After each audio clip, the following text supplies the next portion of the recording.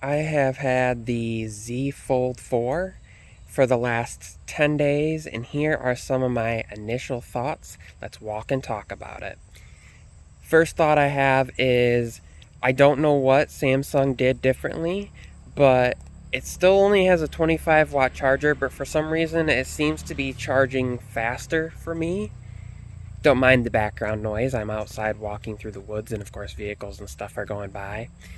The other thought I have is it's got the same size battery, but the standby time seems to be improved, and I'll be curious to see if this comes to the Z Fold 3 for the users who have the Z Fold 3, and when the update comes out, let me know if you see some of these improvements as well, that I could make it through about a day and a half with 7.5 hours of screen on time and still have 15% battery life left after that. I threw it on the charger. It took about a little bit over an hour to charge up to 100%. And then the other things I've noticed just are the overall temperature of the new processor not getting as hot. I can record video clips like this at 4K and then go right into my social media and be scrolling, where before I had some lag issues where whenever I would use the cameras or even play some games here and there, which I don't do too much on my phone, and go right into something like Twitter and be scrolling through my feed, that it would seem laggy and jittery, even more so than the app does already. And that was significant to me. The other thing I would say is just the fact that I can make it through and have the phone in my pocket and know that I'm not going to go through a day and have it be down, dead, not even really having used it.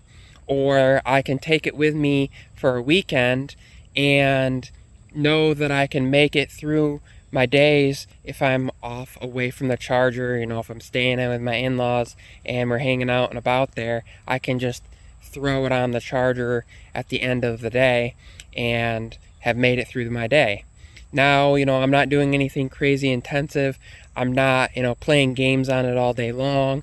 I'm not sitting there using it with full brightness cranked way up and things like that, and on cellular all the time. I'm on Wi-Fi most of the time with the brightness down to maybe 25 up to 50%, because I'm not in an extremely bright environment. So your usage may vary on it, but to me, just some of the significant changes like that have really been helpful. Also, the cameras, the main sensor on the back got an improvement, and low light performance has been a lot better.